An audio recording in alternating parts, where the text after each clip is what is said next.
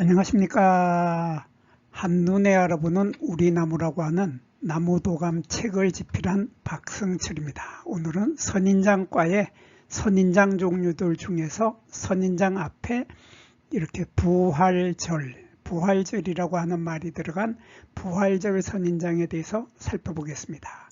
이 부활절 선인장이라고 하면 우리가 보통 개발 선인장이라고 많이 알고 있고 개발 선인장이라고 부르고 있는 사람들도 많이 있습니다. 그렇지만 정작 이 개발 선인장이라고 하는 것은 학명도 서로 틀리고 또 이름도 서로 틀리죠. 개발이고 부활절인데 개발 선인장이라고 하는 것은 우리가 보통 크리스마스 선인장이라고 많이 부릅니다.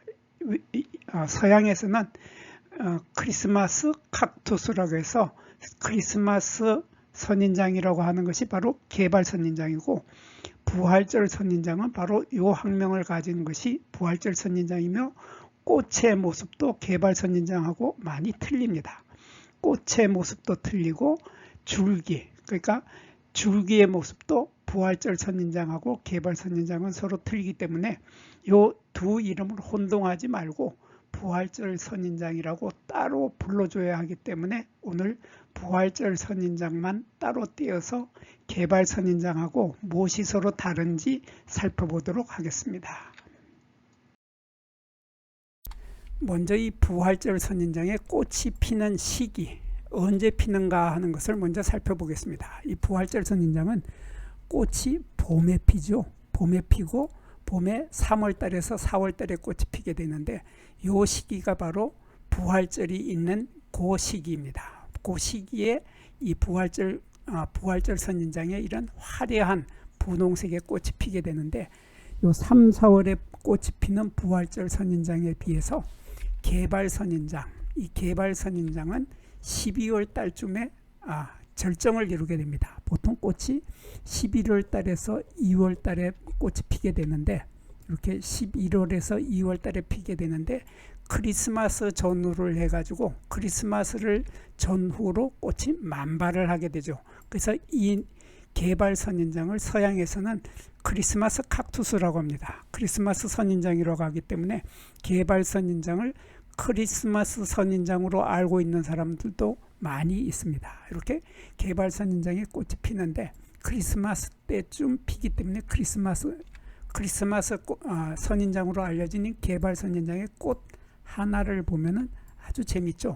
아주 예쁘고 특이하고 신기한 모습을 하고 있는데 자세히 보면은 요 꽃도피 조각, 요 화피편이라고 하는 요게 바로 화피편이죠.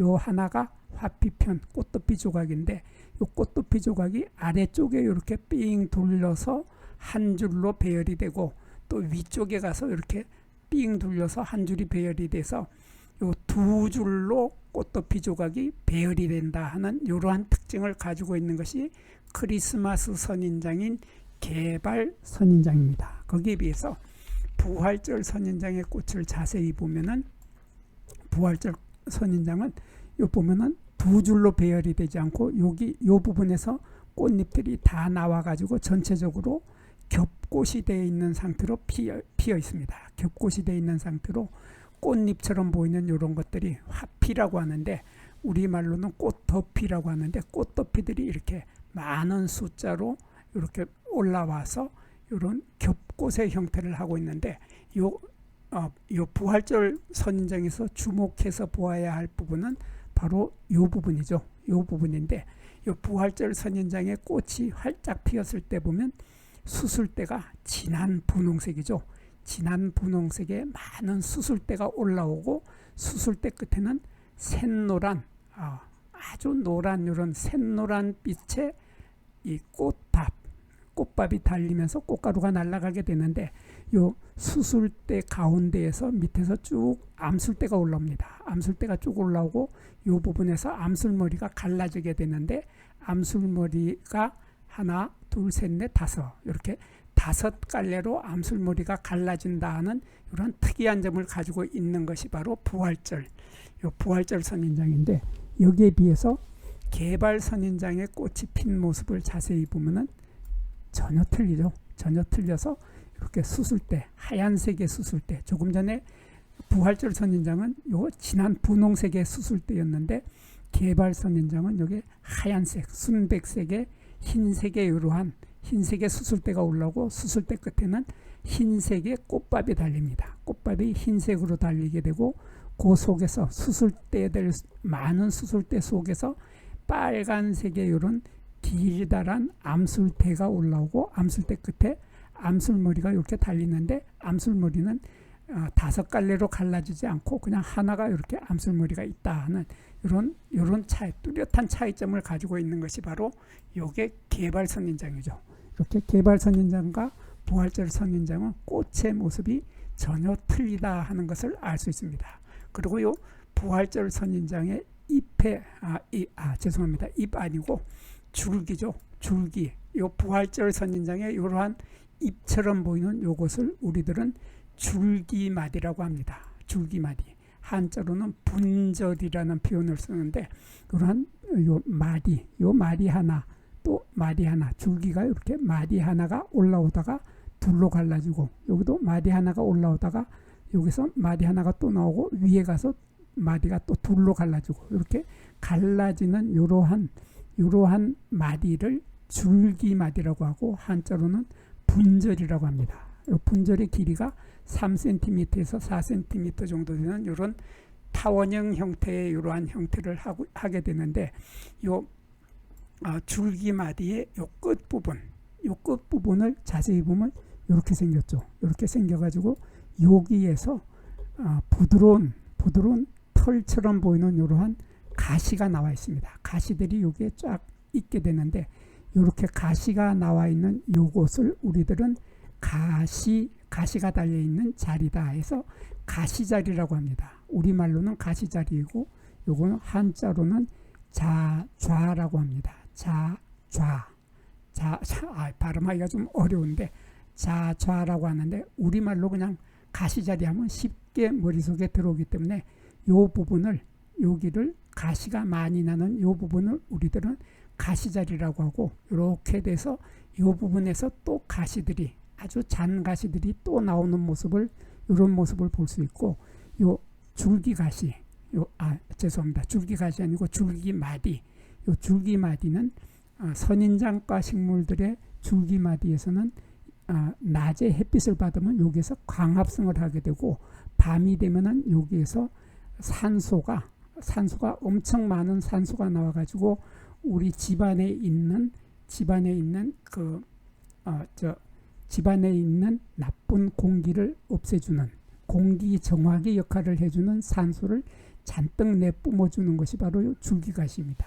이런 줄기가시를 가지고 있는 것은 여기에 있는 개발선인장하고 똑같은데 개발선인장에서는 보면은 줄기가시가 이렇게 올라오다가 여기에 돌기가 생기죠. 이렇게 올라와서 여기 돌기가 생기고 이렇게 올라와서 여기서 돌기가 생기고 여기 돌기가 이렇게 4개가 보이는데 이 돌기의 모습이 마치 개의 집게발처럼 생겼기 때문에 이런 집게발처럼 생긴 돌기를 가지고 있는 것을 개발선인장이라고 하는데 반해서 부활절 선인장은 그러한 돌기가 없고 개발처럼 생기지 않았기 때문에 이거는 부활절 선인장의 줄기가시의 모습은 개발 선인장하고 다른 모습을 하게 됩니다.